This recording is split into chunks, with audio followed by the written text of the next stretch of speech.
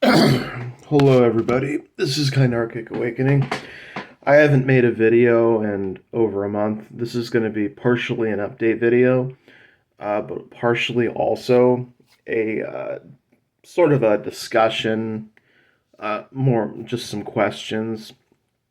Um, the first part is the update. I received a comment for someone asking if I was going to do more videos. The answer is yes, but I after I wrote the comment thing, you know what? That's kind of lame. I might as well just do a video explaining everything.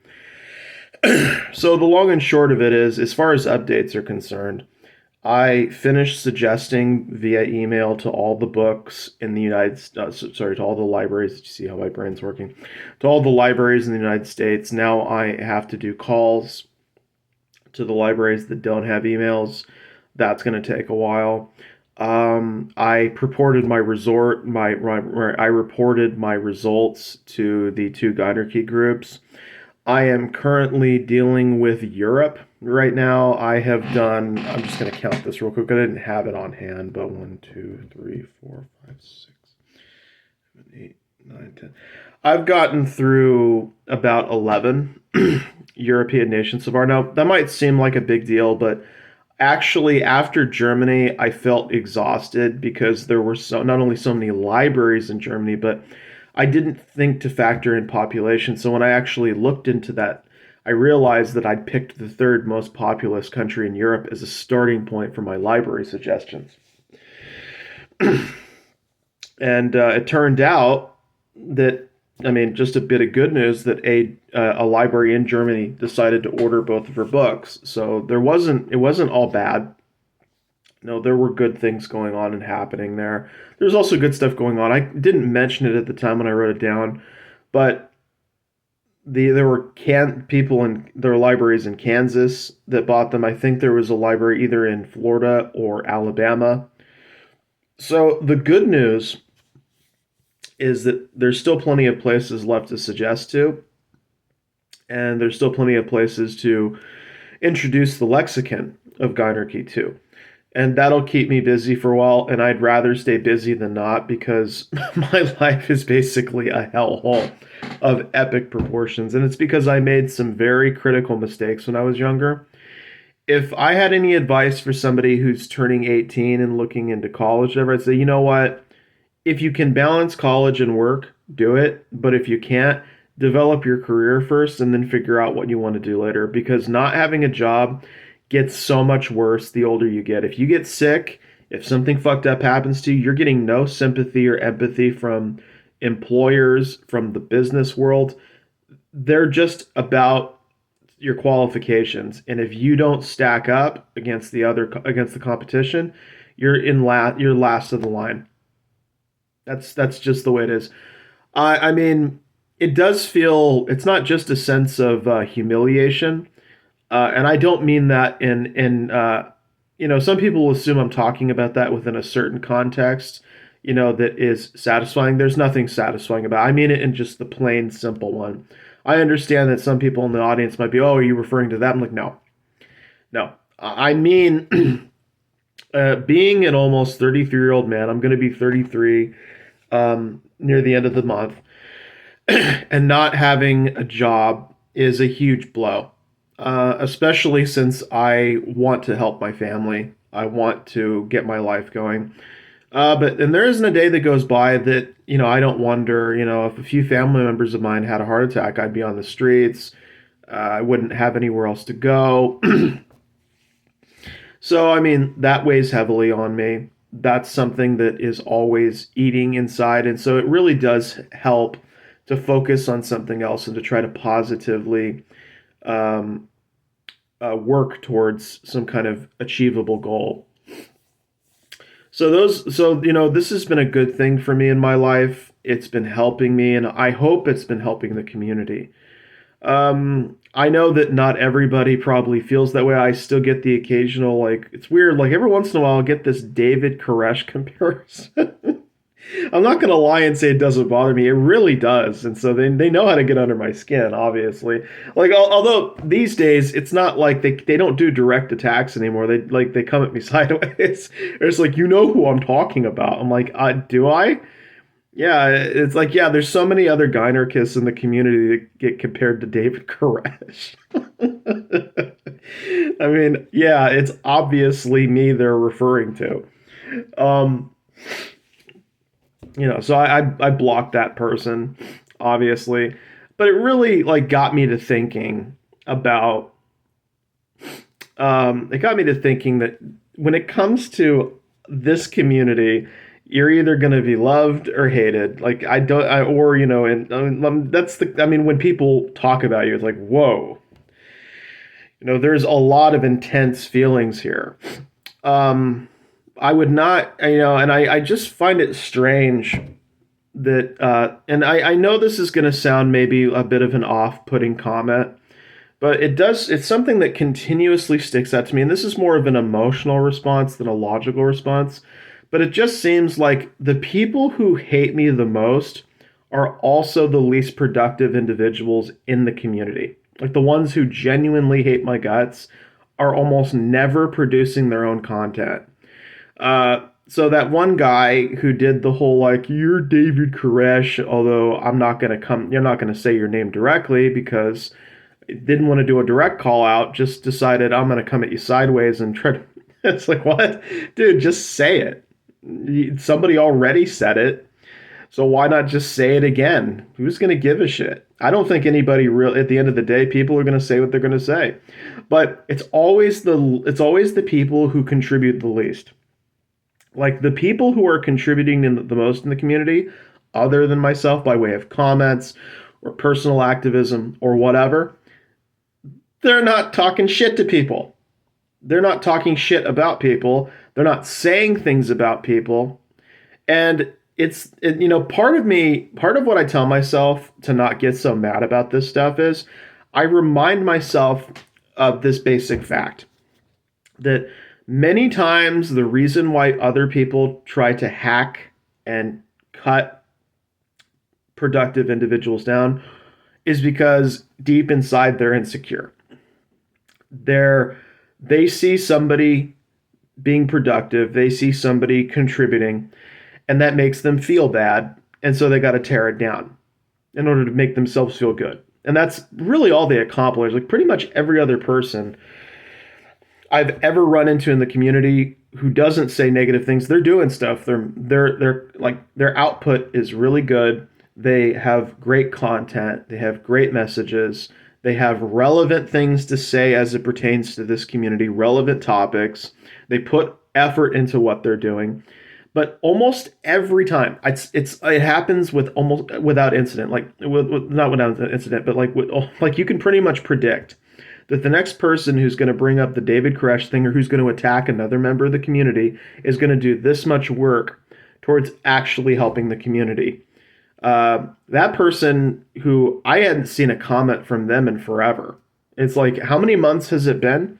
So you're not writing comments. You're barely commenting on any of those, in either group, as far as I knew. And I know because when I see a username, I have a tendency not to forget it, unless it's extremely generic.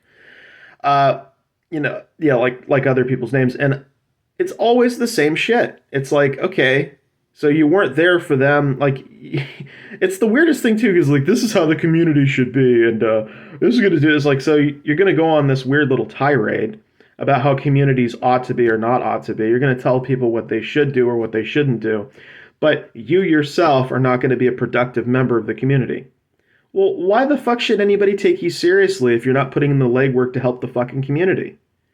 That's the thing that that's the thing that kind of makes me like partially I'm mad, but also partially I'm like, it kind of makes me want to laugh. Like internally I want to laugh. Like, really? This is what you're doing? So they barely produce anything, and then all of a sudden they like to put me in the scope, start pulling the trigger, and I'm sure they're doing it to other people too. In my experience, people like this rarely have a single target. They have problems with different people. So there's also that. I mean, there's the fact that pretty much every time when somebody has ever done a call out or done some stupid shit, they rarely ever have anything of their own going on. It's usually you never hear from them. They're like an extreme fly on the wall, or they barely ever comment.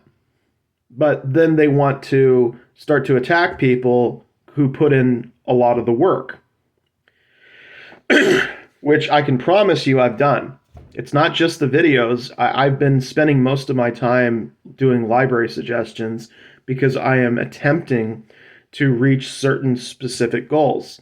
And I like to keep my goals specific because it provides direction for me to go. So yeah, obviously that's pretty much the end of the updates. I have still been doing what I've been doing, but I've also had these individuals every once in a while pop up, usually unproductive people who want to tell other people what they should or shouldn't be doing instead of, I don't know, putting in some of the work to be respected by the members of the community, or at the very least to be acknowledged and understood. Like, I don't really know who these people are. Like, when they type comments like this, my, kind of skeptical slash paranoid brain is always thinking, are you like somebody from outside of the community who's trying to sow division and hatred or something? Because most of us here are just trying to have positive discussions about how we can grow, how we can change, how we can accomplish our objectives and get to where we want to be. Uh, how we can best support women, how we can help women, and stuff like that. Why do you have to come in here? Like, I remember part of the comment was like something about uh, like a particular community ruining a political party. We're not a political party. So that comparison just kind of falls apart immediately. We're a community of people. A political party and a community are not the same thing. We don't even have an official political party. And I don't necessarily know if that would be a good thing for us, but that's up to the community. So I'm not sure how to feel about that. How somebody saying something like that, but I do know it comes across as divisive and inciting hate, especially against people who, when they come to our community, I mean, there's like maybe one disagreement, and the rest of the time we're on the same page. It's really really like what. I mean, it sounds like you got a lot of hate for people that really don't have a whole lot of bones to pick with you. So it's odd. Like, it's really odd. Like, you're going to invest this type of energy, this level of energy into that? Huh? Okay. Now, moving on to the actual discussion video, which this is going to be very brief. The first thing is, I believe that there are individuals within our society, both women and men, who have what is known as a gynocentric nature. Now, while that could be a topic in its own right, uh, I'm going to try to restrict my definition of it to this for the time being so that I can move on to my discussion points. The primary thing that I'd like to say, well, how I would describe it is a gynocentric nature is inherent to the individual. It's actually part of their personality, and it may even be genetic. What a gynocentric nature is it's a nature in which a person is more or less born in such a way to where they have a proclivity towards centering the needs of women and girls over that of men and boys. That's really what I think it is at the end of the day. It's not something that they are being conditioned into being. It's how they actually are. It's their default setting. It's how their brain, it's how they operate. And my question is, because I have seen individuals who give like these weird little signs that they might be gynocentric, what factors in society do you think contribute the most to the suppression of what would be described as the gynocentric nature? And I don't mean just religion. I mean, are there certain kinds of activities, are there certain kinds of individuals, or certain kinds of behaviors or potential manipulations that inhibit someone's nature, or at least someone's ability to maybe express that nature to the fullest extent that they can? Is there anything that is hampering the potential of individuals with a gynocentric nature? I'll leave these questions to you. I'm not really sure. I haven't really had time to think about them, but I did want to make a video about that, asking those questions, and it'll probably be part of the title of the video. Thank you for asking if I'm going to do some more videos. I appreciate people being there for me. It's tough. I'm still going through a lot of weird shit.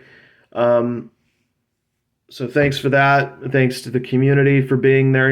It's always fun reading the comments. And I mean, one of the greatest pleasures that I have in this life is waking up in the morning and reading their comments, like reading all the different interactions, the things that they're saying. I feel very privileged in that regard because obviously, if we were to wind the clock back about 300 years, how many of us would be able to read comments from other gynercists? We would have to find somebody in our community who shared the same sentiment or opinions we did. But now we as a generation are so much more privileged in that we can go onto a community website or a forum or whatever and just find each other. And it's been one of the greatest privileges I've ever had, and an honor to be able to read these comments and see that I'm not alone. They're out there too, and that they have very interesting things to say, interesting perspectives, and it's one of the things that just keeps me going. I feel like without a community, life is just a lot dimmer. It's a lot less bright, and it's certainly a lot harder to keep going when you don't really have anything to look forward to, or so on and so forth. I'm getting a little tired. I've actually got to do some grocery shopping in a little while, so I'm going to get going on that. Please take care, everybody, and peace out.